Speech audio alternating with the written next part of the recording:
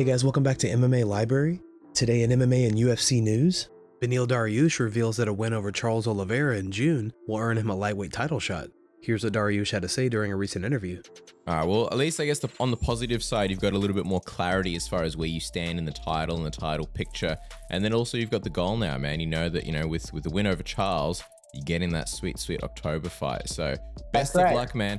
That's right. Yeah. Remember last time, before Gamrot fight, I told you guys, I'm going to beat this guy, and then they're going to be like, hey, you got to fight somebody else. So last time I knew I wasn't going to get a title from it. I just had a feeling, right? But this time it's different.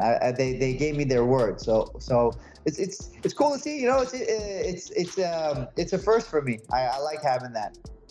Mystic Beneil with the direction now and the goals. Dana White has apologized to Brandon Roy for placing him on the prelims at last weekend's UFC Fight Night card in Kansas. Here's what Dana had to say. He's not wrong. He's not. Listen, we're really good at what we do, but we sometimes. We do. I literally said, did I not say this in my green room? I said, we this up. This kid should open the show tonight.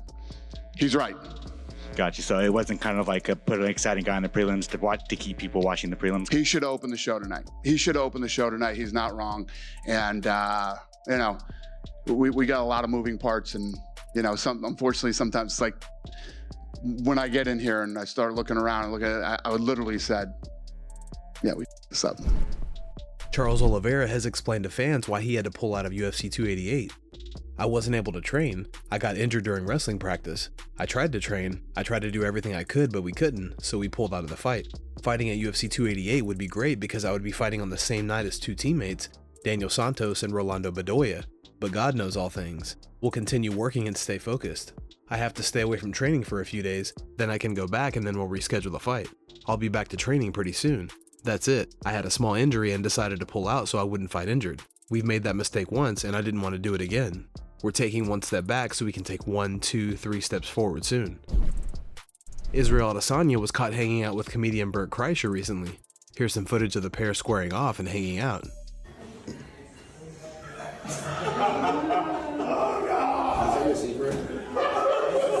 saw during this fight week.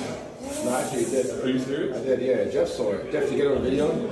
Well, everyone saw it because it happens a lot. It happens to fighters because when you cut weight, things get moving out there. I was cut weight, man.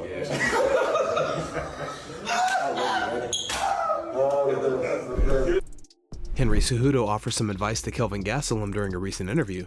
Cejudo discusses who Gastelum should face next, following his recent victory over Chris Curtis. I wanted to tell you something, and it's the easiest way for you to get back to the title. Call out two people. Who you got? Strickland or the South African. Right. Because think about it, Israel has already gone through the top 5. Yeah.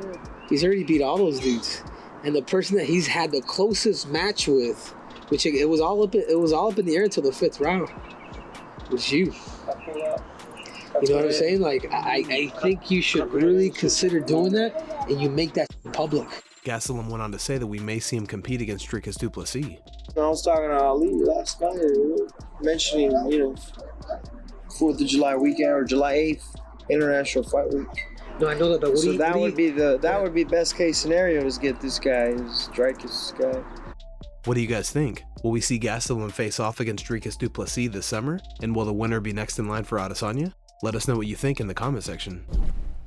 Robert Whittaker had some words for Israel Adesanya during a recent edition of the MMA Hour with Ariel Helwani. Whittaker claims he will 100% beat Izzy if they get matched up for a third time. Here's the clip. Nah, I want to beat him. I'm going to beat him in particular. Whether he's got the belt or not, I'm going to beat him because that's a puzzle that I believe, has pushed me to another level. Like I can't quit. I'm in this game, and he's got the belt, and I want to win. I want to take that off him. I'm going to beat him. Izzy fought Pereira 4 times over the course of his career. I'm only going to need to fight Izzy 3 times because I will beat him that next time. I am 100% confident that I will beat him that next time. Whittaker goes on to explain why he's so certain about beating Izzy in the 3rd fight. He's not going to knock me out. My defenses have improved. I'm not doing anything reckless. I can take him down. And yeah, I was much more free to do what I had trained for.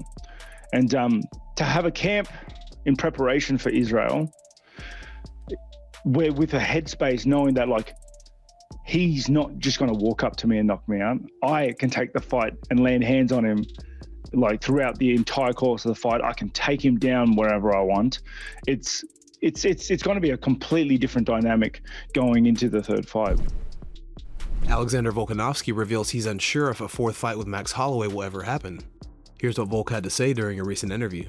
You feel bad too, right? You're like, it's just like in that situation, it's like, why does that guy got to be here and be in my damn division? You know what I mean? Like, so you can just imagine how they feel, which is, understandable. Obviously, Max a cool dude as well, great fighter, but it just whether you're going to go there, like, do I see?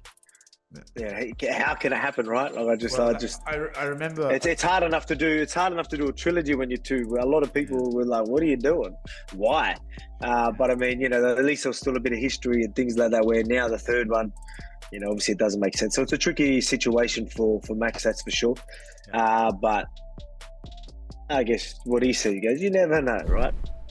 Ray Longo gives his take on Raul Rosa Jr. taking his first MMA loss. Here's what Longo had to say on the Anakin Florian podcast. Yeah, I do think he's got to take a step back.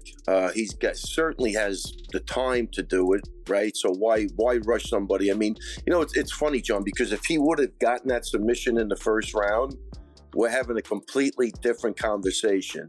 But I think it's a blessing in disguise because that was going to run out eventually. So why not have it happen now and try to fix some things? Because rounds 2 and 3, he looked like a kid.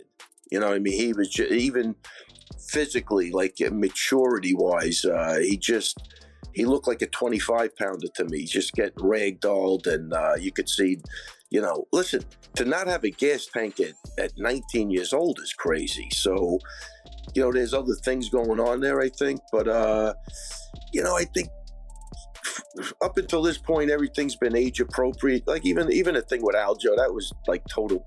And I remember talking to Aljo, like, Aljo's a good guy. You come into the gym, you're rolling with him. Next thing you know, they're going hard. Aljo says, I look up, his father's filming it. Like, he's like, oh, is that what we're doing? So I'm going to say it's immaturity, you know what I mean? And you could see how bad that looks now. And even his statements, right, going back to it. But I think give the kid a little chance to grow up. Daniel Cormier gives his take on what's next for Max Holloway. He called for the Korean Zombie fight because he said all the guys from that era that was when he was the champion, he's fought them all except for the Zombie. And honestly, this was the fight that Max wanted prior to the Arnold Allen fight. Max Holloway said, I want Chan Sung Jung. I want to fight the Korean Zombie because I know it's going to be fun. I want that experience because the Korean Zombie is one of those guys that people love also. Korean Zombie has some big wins in his career too. He beat Dustin Poirier back in the day. He fought for the championship against Jose Aldo. Remember, he popped his shoulder out and still fought. Like, Korean Zombie is a savage. So he wants that fight, and I think that now Max taking the Arnold Allen fight shows the company he'll fight just about anyone.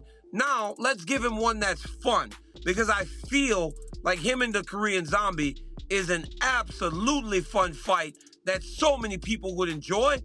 Guys, thanks so much for checking out the video. If you like the content we do here on this channel, don't forget to like and subscribe to MMA Library for all the latest MMA and UFC news. We'll see you in the next video.